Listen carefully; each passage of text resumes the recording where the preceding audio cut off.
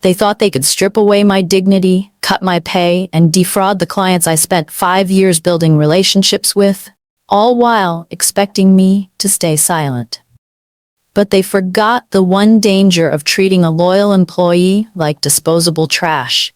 Eventually, you stop being their worker and start becoming the architect of their destruction. The day I found out I'd been traded to another company like a piece of equipment, I was setting up the most beautiful wedding of my career. I remember standing in the grand ballroom of the Ashford Grand Hotel, adjusting the amber uplighting on the flower arrangements, when my phone buzzed with the email that would change everything. The subject line read, "Mandatory Staff Meeting, Contract Transition." I didn't know it yet, but in 3 hours I'd discover my name had been written into a corporate deal without my consent. They hadn't asked me. They hadn't warned me. They just sold me. And that's when I realized something that would fuel everything that came next. Loyalty only matters when it goes both ways. My name is Maya, and this is the story of how I destroyed an entire company because they forgot I was human. Let me take you back to the beginning. Before the betrayal, when I still believed hard work mattered. I walked into the Ashford Grande for the first time on a cold March morning, 5 years before everything fell apart. The chandeliers blazed overhead, casting golden light across marble floors, so polished I could see my reflection. Kitchen staff rushed past carrying silver trays, their voices echoing off the high ceilings. I was 25, fresh from technical school, and this was my first real job in audiovisual production. My supervisor, Tom Richards, showed me the equipment room. Rows of speakers, cables organized by color and length, lighting boards that looked like spaceship controls. Every spotlight, every sound cue, every perfect moment in this ballroom depends on us, he said, his weathered hand on my shoulder. We're invisible when things go right and blamed when things go wrong. I nodded, my heart pounding with nervous excitement. Back then, I had no idea how prophetic those words would become. I learned everything fast because I had to. Within 3 months, I could set up a corporate presentation blindfolded. Within 6 months, I was running weddings solo, coordinating with planners, anticipating problems before they happened, making brides cry happy tears when their first dance lighting was absolutely perfect. I worked for Apex Audiovisual, and they were known across the region for excellence. No detail was too small. No client request was impossible. We had backup plans for our backup plans, and backups for those. I remember this elderly couple's 50th anniversary party. They wanted to recreate their wedding reception from 1968. I spent 3 days researching vintage lighting techniques, tracked down period-appropriate music, even adjusted the color temperature of every light to match faded photographs they showed me. When the wife saw the ballroom, she grabbed both my hands with tears streaming down her face. "It's exactly like I remembered," she whispered, her voice breaking. "You brought back 50 years. That moment, watching her dance with her husband under lights I'd positioned with such care, that's when I knew this wasn't just a job anymore. This was my purpose. By my second year at Apex, clients started requesting me by name. Mrs. Victoria Castellano, who ran a pharmaceutical company downtown, would only book events if Maya was assigned. The Ashford senior event coordinator, Patricia Holbrook, brought me coffee during long setup days and introduced me to clients as the best technician in the state. I wasn't just good at my job anymore. I was building a reputation that opened doors. Apex promoted me to lead technician, and suddenly I was training new hires, managing equipment budgets worth hundreds of thousands of dollars, being pulled into planning meetings with hotel executives who actually listened to my input. I worked 70-hour weeks without complaint.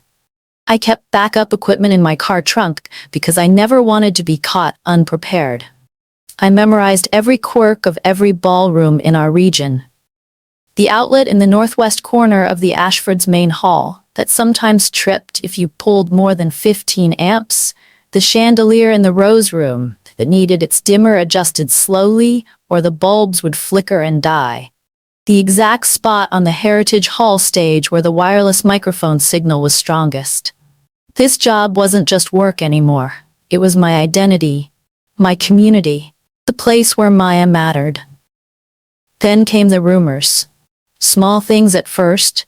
Whispered conversations between managers that stopped abruptly when technicians walked past. Our regional director Derek Campbell taking phone calls behind closed doors with his face tight and pale. Unusual visits from corporate executives who smiled too much and said too little. Apex had been competing to renew a major national hotel contract, the kind of deal that would secure all our jobs for the next 5 years. We'd held it for over a decade, servicing luxury hotels across 15 states. Everyone assumed we'd keep it. We were the best in the industry. Why wouldn't we? But corporate contracts aren't about quality or relationships or the technicians who break their backs to deliver perfection. They're about whoever offers the lowest bid with the most impressive PowerPoint presentation. Velocity AV, a massive competitor, known for cheap equipment and even cheaper labor practices, had undercut Apex's bid by millions. I remember the morning Derek gathered all of us in the equipment office, 23 technicians crammed into a space meant for 12. His face was gray. He couldn't look at us directly. Apex has lost the national hotel contract, he said, his voice completely flat and emotionless. The room went dead silent. You could hear the ventilation system humming overhead. Then he said something that made my stomach drop through the floor. Some of you will be transferred to Velocity as part of the transition agreement. The words didn't make sense at first. Transferred? Like we were equipment? Tom stood up from the back, his voice sharp with confusion and rising anger. What do you mean transferred? We work for Apex. Not. It's in the contract, Derek interrupted, pulling out a folder thick with legal documents. His hands were shaking slightly. Velocity required that certain key personnel at flagship locations transfer with the contract to ensure service continuity during the transition. It's not optional. He started reading names, 4 technicians across the entire region. When he said Maya, everything went fuzzy and distant, like I was suddenly underwater. I stood up slowly, my chair scraping loud in the silent room. Everyone was looking at me. You're telling me I have to work for Velocity? My voice sounded strange in my own ears. I didn't apply there. I don't want to work there. Derek still wouldn't meet my eyes. He just stared at the papers in his hands. It was negotiated at the corporate level. Your employment contract has a clause that allows for transfer in the event of acquisition or contract reassignment. You signed it when you started. I had signed it. 5 years ago, 25 years old and desperate for the job, I'd signed a contract I barely read because I was just grateful someone wanted to hire me. And buried somewhere in 20 pages of legal language was a clause that let them trade me like I was a piece of equipment with a serial number. The betrayal hit me in waves over the next few hours. First came shock. That numb, dizzy feeling like the floor had disappeared beneath my feet and I was falling but hadn't hit bottom yet. Then came anger, hot and sharp and acidic in my chest, making it hard to breathe. I'd given Apex 5 years of my life. I'd worked holidays when everyone else wanted time off. I'd missed my sister's wedding because a client's event ran long. I'd sacrificed weekends and sleep and relationships and my entire social life to make their clients happy, to build their reputation, to turn the Ashford into the most requested venue in 3 states. And they'd put my name in a contract negotiation without even asking me first. Without even telling me it was happening. This is legal? I asked Derek after the meeting, cornering him in the hallway while other technicians filed past in stunned silence. What you're doing to us? He finally looked at me then, and I saw guilt written all over his face. Real genuine guilt that told me he hated this as much as I did, but was powerless to stop it. I'm sorry, Maya. I really, truly am. But yes, it's legal. Corporate counsel reviewed everything. And if I refuse, my voice was barely a whisper, then you're in breach of contract. They can sue you for damages and lost revenue. I walked away from him without another word. I sat in my car in the parking lot for 2 hours, staring at nothing, while my phone buzzed with worried texts from coworkers. I wasn't an employee anymore. I was an asset on a spreadsheet, a line item in a negotiation, property to be traded when convenient. That realization changed something fundamental inside me. Something that would never go back to the way it was before. Velocity AV took over on the first Monday of September. They arrived at the Ashford like an occupying army.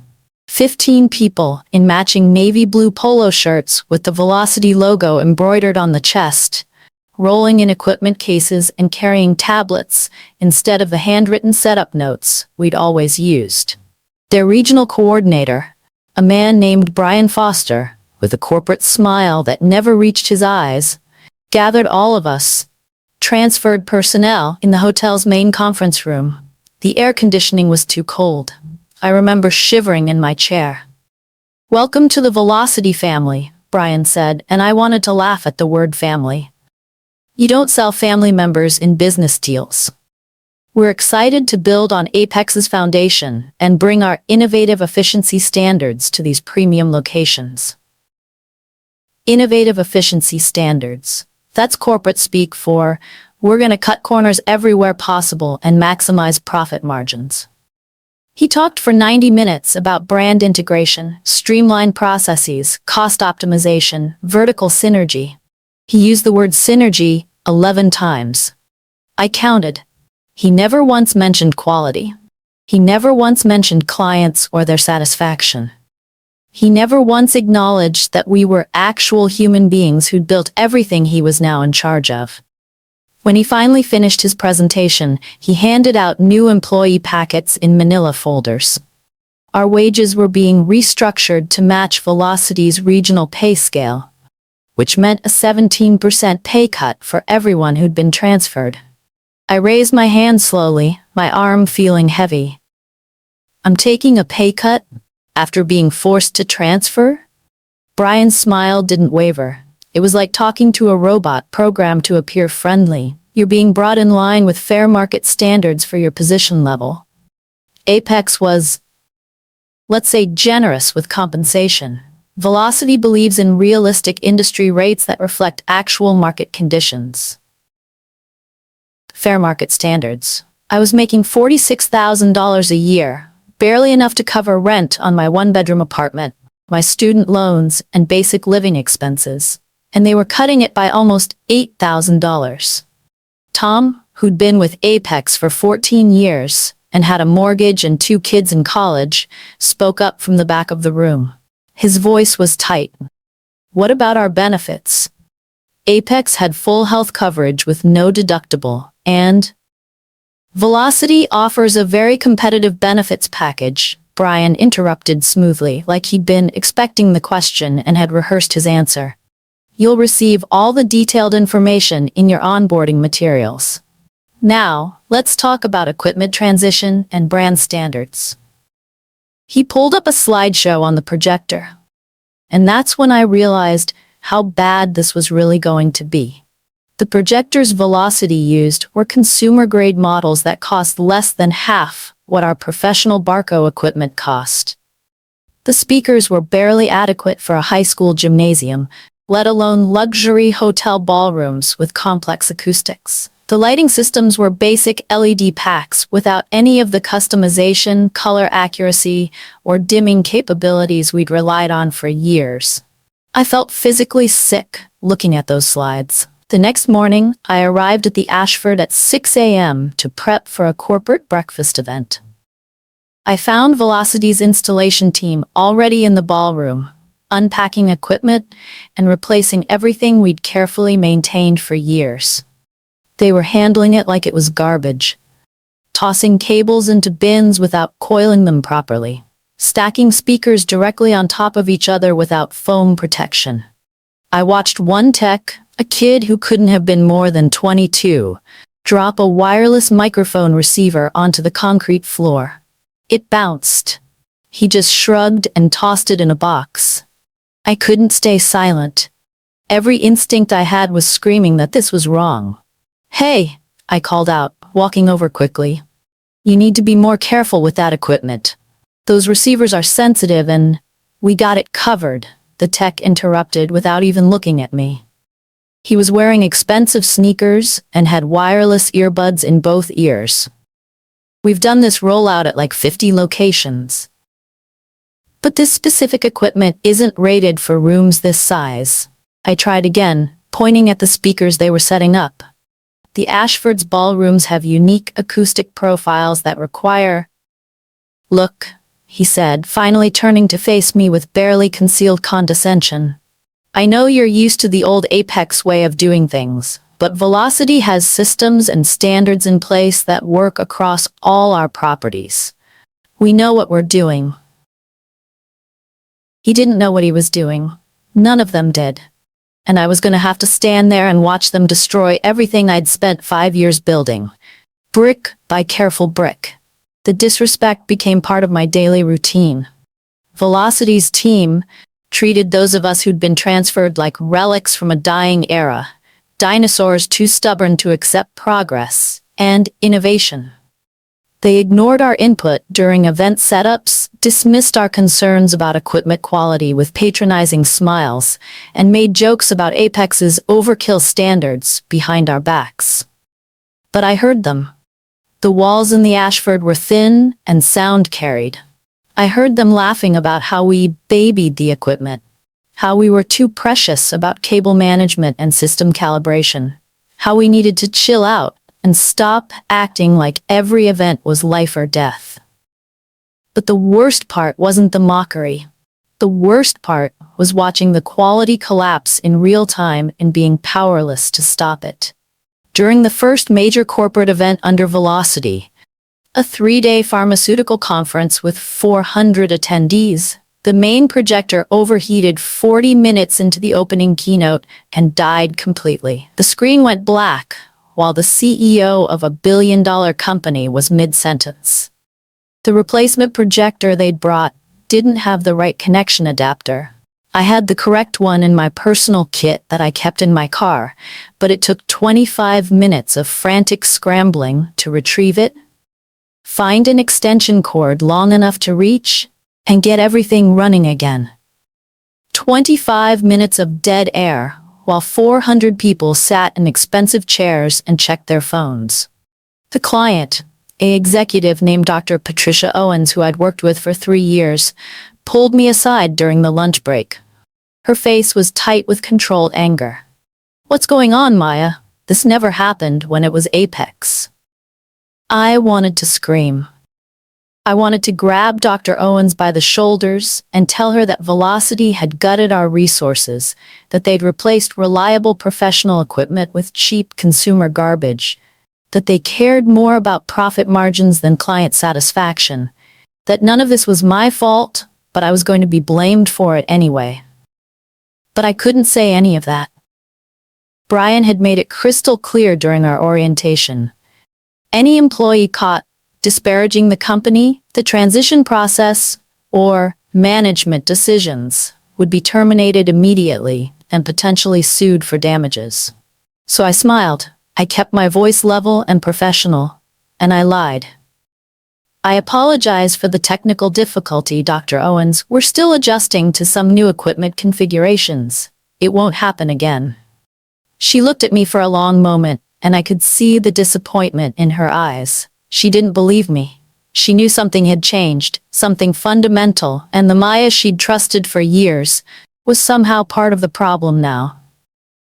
"I hope not," she said quietly, "because if it does, I'll be reconsidering whether we continue booking events here." She walked away, and I stood there in the empty hallway feeling like I'd been punched in the stomach. My reputation, the one thing I'd worked so hard to build, the only real currency I had in this industry, was crumbling, and there wasn't a single thing I could do to stop it. The complaints multiplied like a virus spreading through the client network. Within 6 weeks of Velocity taking over, 4 major clients had either canceled upcoming events or submitted formal grievances to the Ashford's management about pricing and service quality. Mrs. Castellano called me directly on a Thursday afternoon. I was in the middle of troubleshooting a faulty soundboard, and I almost didn't answer. I wish I hadn't. "Maya," she said, and her voice had an edge I'd never heard before. "I need you to explain something to me. I just received a quote for our annual charity gala, and it's $34,000. Last year with Apex, we paid $19,000 for the exact same event setup." I closed my eyes and leaned against the wall, the phone pressed hard against my ear. I'd seen Velocity's new pricing structure. They were charging premium luxury rates for mediocre budget services, inflating costs on everything from labor hours to equipment rental to basic cable runs. They were squeezing clients because they could, because the contract said venues had to use them exclusively. Because they had a monopoly and knew it. "I understand the sticker shock," I said carefully, every single word measured and weighed. "But that's the current rate structure based on." "For worse equipment," Mrs. Castellano interrupted, and I could hear papers rustling on her end. The quote specifically lists standard LED lighting instead of the intelligent fixtures we've used for the past 4 years. Basic sound package instead of premium. Fewer technician hours. "Maya, I'm paying almost double for significantly less. What's happening?" I wanted to tell her everything. I wanted to say that Velocity was exploiting their monopoly, that they were bleeding clients dry while delivering inferior service, that I was just as angry and frustrated as she was. The words were right there, pressing against my teeth, desperate to get out. But I could feel the weight of Brian's warning like a hand around my throat. Any disparagement, any hint of disloyalty, immediate termination and potential lawsuit. I started, then stopped. What could I possibly say that wouldn't destroy either my job or what was left of my integrity? "I understand your concerns, Mrs. Castellano. If you'd like, I can have our sales team reach out to discuss the—" "Don't bother," she said, and hung up. Just like that. 4 years of trust, of perfect events, of early mornings and late nights making sure every detail was flawless, gone in 30 seconds. I stood there in the empty ballroom holding my phone, staring at the disconnected call screen, and felt something crack inside my chest. 2 days later, I overheard Patricia in her office. The door was slightly open, and her voice carried into the hallway where I was coiling cables. She was on the phone with someone, probably another event planner based on the conversation. "No, I honestly wouldn't recommend requesting Maya specifically anymore," she was saying. "The quality just isn't there like it used to be. I don't know if it's the new company culture or if she's checked out emotionally, but several clients have complained. If AV quality is a priority for your event, I'd actually suggest looking at other venues entirely." Each word hit like a physical blow. They thought it was my fault. All of them. Because I was the face they saw. The technician they'd worked with and trusted for years. They didn't know about the equipment downgrades or the impossible schedules Velocity mandated or the way management overrode every technical decision I made. They just knew that events weren't perfect anymore, and Maya's name was still attached to every failure. My reputation crumbled in agonizing slow motion over the next 2 months. Clients who used to request me specifically started saying, "Whoever's available is fine." Event planners stopped including me in preliminary planning meetings, which meant I'd walk into setups blind without knowing client expectations or potential challenges. The Ashford's management began quietly recommending that high-profile clients consider supplemental AV services from external vendors to ensure quality, which was basically code for, "We don't trust our in-house team anymore." Every small rejection accumulated, every disappointed look from someone who used to smile when they saw me, every whispered conversation that stopped when I entered a room. Every event that went wrong despite my best efforts, with inadequate equipment and insufficient resources. It all piled up like stones on my chest until some nights I literally couldn't breathe. I'd lie awake at 3 in the morning, staring at the ceiling of my apartment, replaying every failed event in my mind. The wedding, where the DJ's microphone cut out during the toasts, because Velocity's wireless system had interference issues I'd warned about and been ignored. The corporate presentation, where the video feed froze repeatedly because their projector couldn't handle 4K resolution despite the client paying for it. The charity gala, where the spotlight tracking failed during the main speech because Kyle had refused to allocate budget for the proper control system I'd specifically requested in writing. None of it was actually my fault, but all of it was attached to my name, my face, my reputation. And I was watching everything I'd built over 5 years of brutal work disintegrate like sand between my fingers. Then they hired Kyle Brennan, and everything got exponentially worse. Kyle came from Velocity's corporate sales division, which meant he knew how to sell AV services, but had absolutely zero idea how to actually deliver them. He'd never operated a soundboard, never positioned a spotlight, never crawled under a stage in a suit to fix a power issue 30 seconds before an event started. Never stayed up for 36 hours straight running a multi-day conference. But he had an MBA from somewhere, and the kind of unshakable confidence that comes from never being truly challenged. Corporate loved him. Velocity promoted him to Director of Operations for our entire region. His first week, Kyle called a mandatory all-staff meeting in the Ashford's largest conference room. He stood at the front in an expensive charcoal suit that probably cost more than I made in a month, clicking through a PowerPoint presentation absolutely packed with buzzwords: synergy, vertical integration, strategic optimization, paradigm shifts. He used the phrase, "move the needle 6 times in 40 minutes. Then he got to the slide that made fury start burning in my gut. Moving forward, Kyle announced with a smile that didn't reach his eyes, all technical staff will be prohibited from the AV operations office during standard business hours. That space needs to be reserved exclusively for management and strategic planning functions." Dead silence. Tom raised his hand. "Where are we supposed to go between events? Where do we store our personal tools?" Kyle's smile never wavered. "There are break rooms throughout the hotel property. You don't need dedicated office space for what is essentially equipment storage and rest time." That office had been everything to us. It was where we stored the personal tools we'd bought ourselves because we cared about quality. Specialized cable testers, backup adapters, emergency repair kits.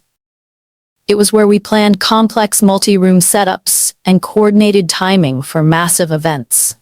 It was where we rested during brutal 16-hour days, where we built the camaraderie and trust that made impossible deadlines possible. It was our space, the only space in the entire hotel that belonged to us. Now it was locked. The next morning, the keypad code was changed and only management had access. I stood outside that locked door on my first shift after the policy change, staring at the keypad that now rejected my code, and felt something inside me harden into cold, dense steel. This wasn't about efficiency or strategic space allocation or any of Kyle's corporate bullshit. This was about control. This was about putting us in our place, reminding us that we were just labor, just bodies to be moved around and used and discarded when convenient. We didn't deserve a space of our own. We didn't deserve dignity or respect or basic consideration. I turned away from that door and made myself a promise right there in the empty hallway. If they wanted to treat me like I was disposable, like I was just equipment with a pulse, then they would get exactly what they'd paid for. Nothing more. No extra effort. No personal investment. No loyalty. From that moment on, Maya was done caring whether Velocity succeeded or failed. Later that week, Mrs. Castellano called me one final time. Her voice was different, tired and disappointed in a way that hurt worse than anger. Maya, I've decided to move our events to the Riverside Grand downtown. I wanted you to hear it from me first. I understand, I said quietly, staring out the ballroom windows at the city below. I'm sorry things didn't work out. So am I, she said. Then, after a long pause, you used to be the best, Maya. I don't know what happened to you. She hung up before I could respond, before I could tell her that nothing had happened to me, that I was the same person, the same technician, fighting every day with inadequate resources and incompetent management, that I was drowning and everyone just watched and blamed me for not swimming better. I stood there holding my phone for a long time after that call ended, watching the sun set over the city, watching the lights come on in distant buildings. And I realized with absolute clarity that I could lose everything. My reputation, my career, my entire professional identity. Everything I'd sacrificed 5 years of my life to build. It was already happening, and there wasn't a single thing I could do to stop it, unless I was willing to do something drastic. The explosion came during the Preston Industries executive luncheon. It was supposed to be simple, 150 guests, a single keynote speaker, basic AV needs that any competent technician could handle in their sleep. I had everything set up 2 hours early despite the limitations of Velocity's subpar equipment. Every cable secured, every connection tested 3 times, every backup in place. And then Kyle showed up an hour before doors opened, walking through the ballroom like he owned the universe, pointing at things and making pronouncements about subjects he didn't understand. These centerpieces are blocking sightlines to the projection screen, he announced to no one in particular, gesturing at the elaborate floral arrangements the client had spent thousands on. They need to be relocated immediately. The event planner, a woman named Helen who'd been coordinating with me for 3 weeks, looked startled and confused. The centerpieces were positioned specifically to complement the head table arrangement and the room flow. If we move them now... I don't care about flower arrangements, Kyle interrupted with that condescending tone he used when he wanted everyone to know he was the smartest person in the room. I care about the client experience and optimal sightlines. Move them. I watched Helen's face flush red. Watched her swallow whatever angry response was trying to get out. Watched her gesture to her decorating staff to start relocating $2,000 worth of floral arrangements with an hour to go before guests arrived. But Kyle wasn't done. When Mr. Preston himself arrived to do a final walkthrough, the client, the man paying $37,000 for this event, Kyle intercepted him before I could. Mr. Preston, Kyle said with false warmth and an extended hand. Kyle Brennan, Director of Operations. I've been personally reviewing your event specifications, and I noticed the seating chart doesn't optimize flow patterns for our AV configuration. Mr. Preston, a man in his 60s who'd built a pharmaceutical empire from nothing and wasn't accustomed to being contradicted by kids in expensive suits, stared at Kyle like he'd just spoken another language. The seating chart was finalized and approved 3 weeks ago. I completely understand, Kyle continued, oblivious to the danger radiating from Mr. Preston like heat. But from an operational efficiency standpoint, we should really rearrange to theater-style configuration instead of rounds. It would improve the audio distribution and...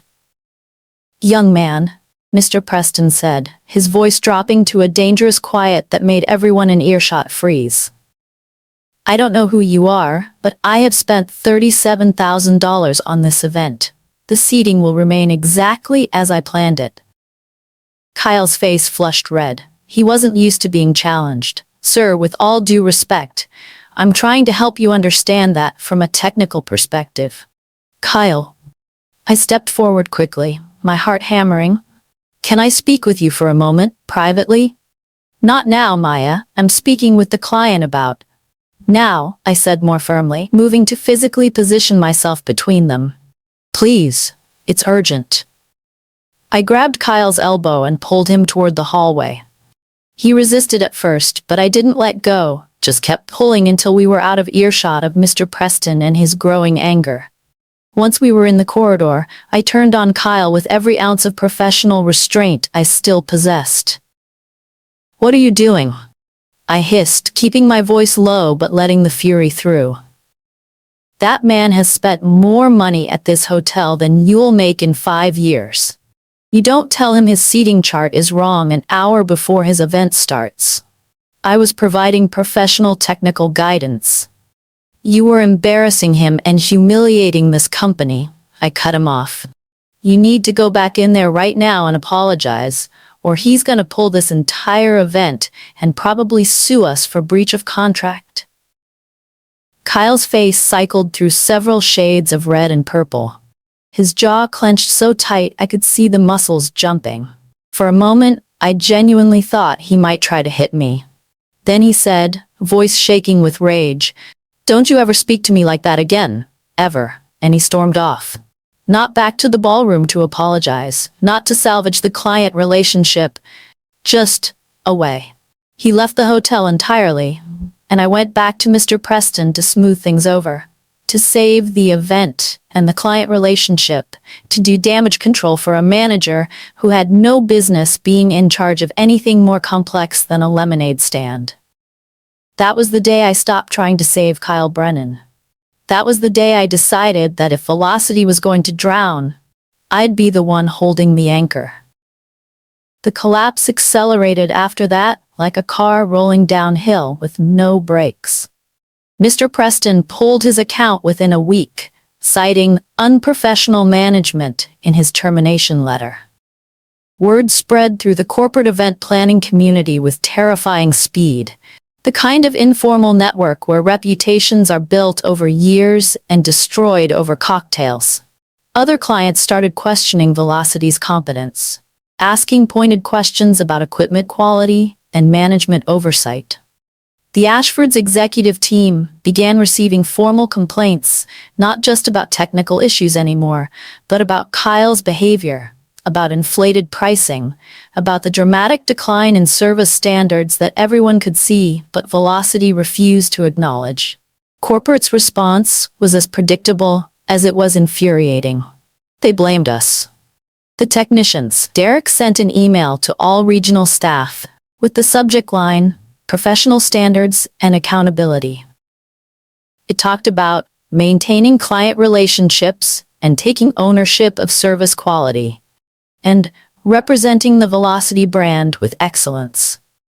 There was no acknowledgement that we were being set up to fail, with inadequate equipment and incompetent management. No recognition that we'd been warning them about these exact problems for months in detailed reports they'd ignored. Just blame.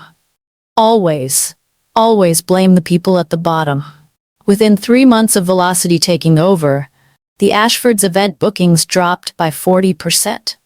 Other Velocity locations across the region reported similar declines. And corporate's solution was to cut costs even more aggressively. They reduced our hours from 40 per week to 30, then to 20, then to 10. My paychecks, already 17% smaller than they'd been under Apex, shrank to almost nothing. Some weeks I brought home less than $300. I watched my coworkers panic in real time, scrambling to find second jobs, applying for retail positions and restaurant work just to make rent. We were being systematically squeezed and punished for failures that weren't ours, while management kept their salaries and their bonuses and continued making decisions that destroyed everything we touched. But when Velocity cut our hours to 10 per week, they made their fatal mistake. They didn't just take our income, they gave me something far more dangerous. Time. Time to think clearly without exhaustion clouding my judgment. Time to plan carefully without rushing. Time to talk to every other technician who'd been transferred, who'd been disrespected and devalued, who'd watched their careers crumble under Velocity's incompetence. I started reaching out carefully, casually. Coffee with Carla Rodriguez, who worked the Riverside location and had a 3-year-old son. Lunch with Marcus Webb from the downtown Hilton. Late-night phone calls with Tom, my old mentor who'd been thinking about quitting the industry entirely after 14 years. Everyone had the same stories. The disrespect, the impossible standards paired with inadequate resources. The way management blamed us for their failures. Everyone was exhausted and angry and desperate for something to change. And slowly, carefully, I began planting the idea that maybe we didn't have to just accept this. Maybe there was another way. We met in person for the first time on a Sunday afternoon in Marcus's small apartment across town. 8 technicians from 6 different Velocity locations, all of us running on fury and coffee and the kind of desperate hope that comes from having nothing left to lose. "They can't keep treating us like this," Carla said, her voice shaking slightly. She looked like she'd been crying recently. "I've got a kid. I can't survive on 10 hours a week. I'm applying to work at Target just to keep my apartment." "We could all quit," Tom suggested quietly, staring at his hands. "Just walk away. Force them to scramble." "And go where?" Marcus countered, his voice tired. "Velocity has exclusive contracts with every major venue in a 3-state region. We quit, we're unemployed. They just hire cheaper replacements who don't know any better, and nothing changes. We lose, they win, same as always." I sat at the table listening to them talk in circles, watching the frustration and helplessness on faces I'd worked alongside for years. Finally, I said the thing I'd been thinking about for weeks. The thing that had been growing in my mind like a storm. What if we didn't just quit? What if we made sure that when we left, Velocity couldn't recover? The room went completely silent. Everyone turned to look at me, and I explained my plan. It would require perfect timing, perfect coordination, and leverage that went far beyond just walking away from our jobs. I'd been documenting everything for months, every failed event, every client complaint, every time Kyle or another manager had overridden a technical decision for arbitrary reasons. I had emails, I had incident reports. I had a growing file of evidence showing Velocity's incompetence. But I needed more than incompetence. I needed proof of something worse. So I started digging through old invoices and equipment logs, accessing budget reports that I technically didn't have authorization to view, but could pull up anyway, because no one had bothered to revoke my system credentials from the Apex days. And there, buried in spreadsheets and purchase orders, I found exactly what I was looking for. Velocity had been systematically defrauding clients. They billed the Ashford for premium barcode projectors, but delivered refurbished consumer models worth a third of the price. They charged for specialized intelligent lighting systems, but provided basic LED packs. They invoiced for technician hours that were never actually worked, pocketing the difference. The numbers were staggering. Across just the 6 hotels I could access records for, Velocity had overbilled by at least $400,000 in less than 6 months. I sat in my apartment at 2:30 in the morning, staring at the evidence on my laptop screen with my hands shaking, and felt something fundamental shift in my chest. This wasn't just about revenge anymore. This wasn't just about getting back at Kyle or Velocity or the system that had chewed us up. This was about justice. About exposing corruption that hurt everyone. Clients who were being stolen from, technicians who were being blamed for failures that weren't theirs, venues that were losing reputation because of fraudulent practices they didn't even know about. I copied everything. Downloaded every spreadsheet, every invoice, every email I could find. Backed it all up in 3 different places. And then I called Diane Ortega.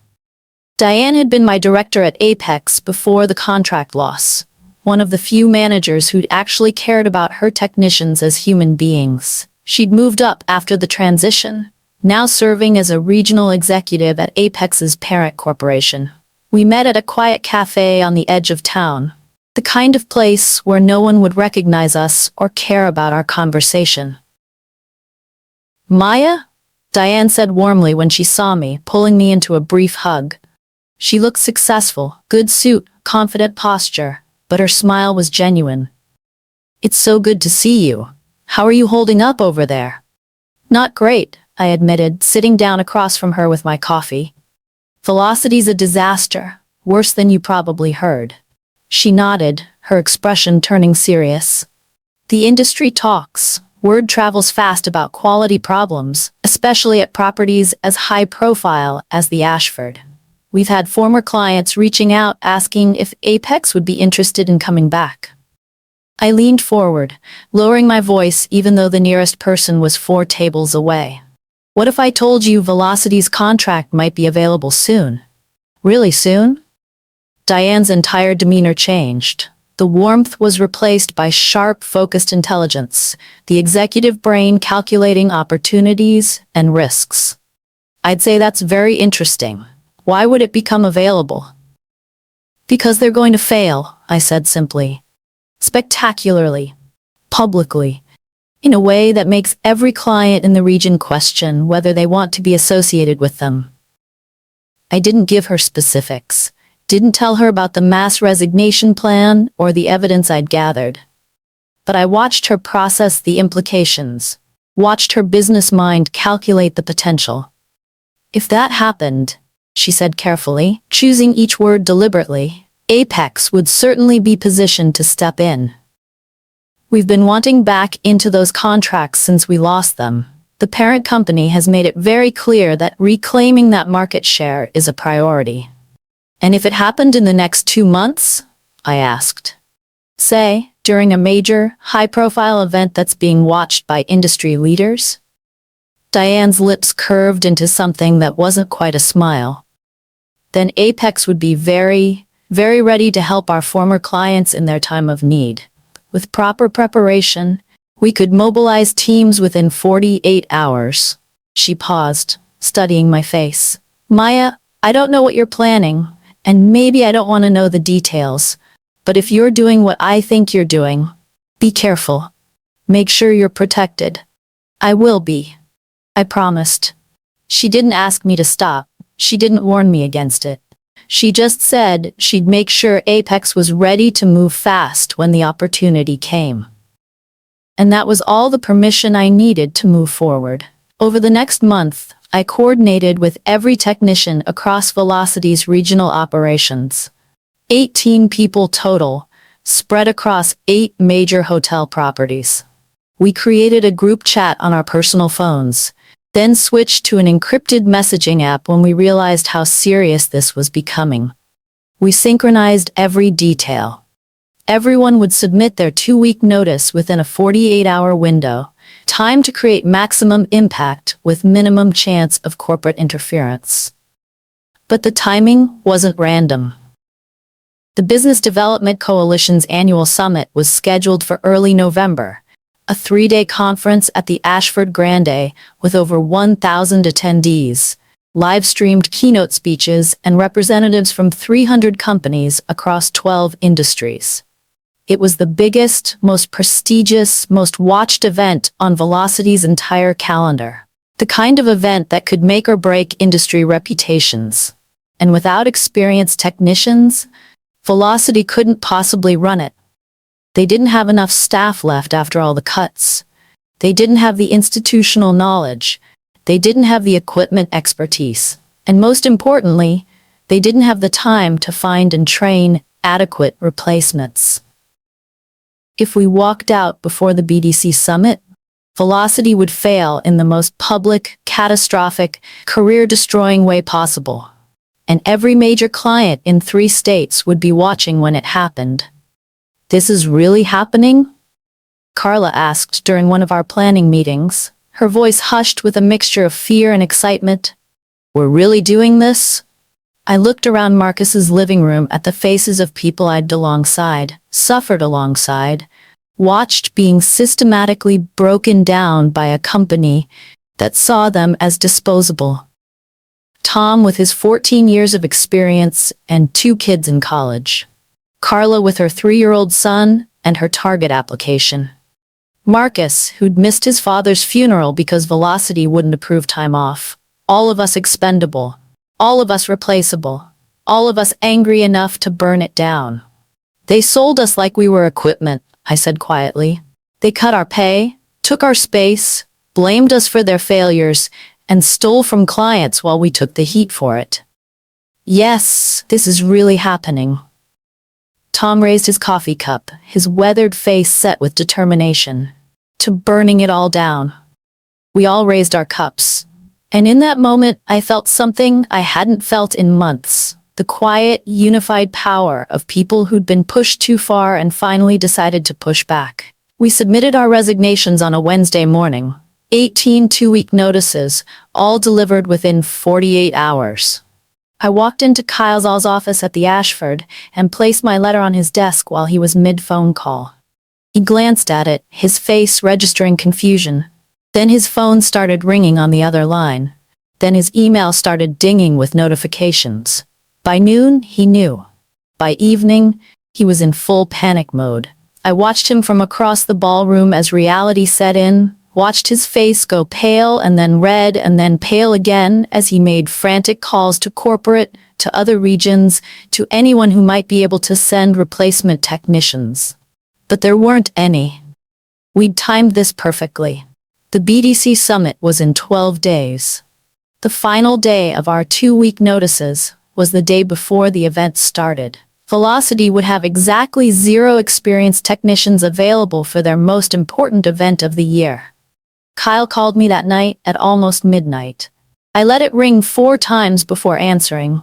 "Maya," he said, and his voice was shaking. "Please. I know things have been difficult, but we need you. The BDC event is—" "I know when the BDC event is," I said calmly, sitting on my couch in the dark. "My 2 weeks ends the day before. I'll triple your rate. Quadruple it. Name your price." The desperation in his voice was almost satisfying. Almost. "You should have thought about that before you locked us out of our office," I said. "Before you cut our pay and our hours. Before you blamed us for every failure your incompetence caused." "Maya, please." "I'm done, Kyle. We all are." He kept talking, begging, offering money, promotions, anything he could think of. I let him exhaust himself, let him run out of words and promises and desperate bargaining. Then I said, very quietly, "You treated us like we didn't matter, like we were just equipment with heartbeats. Now you get to see what happens when the equipment stops working." And I hung up. The satisfaction was so pure and complete that I sat there in the dark for an hour afterward, just breathing, letting it wash over me. Karma was unfolding exactly as planned, and I had front row seats to watch.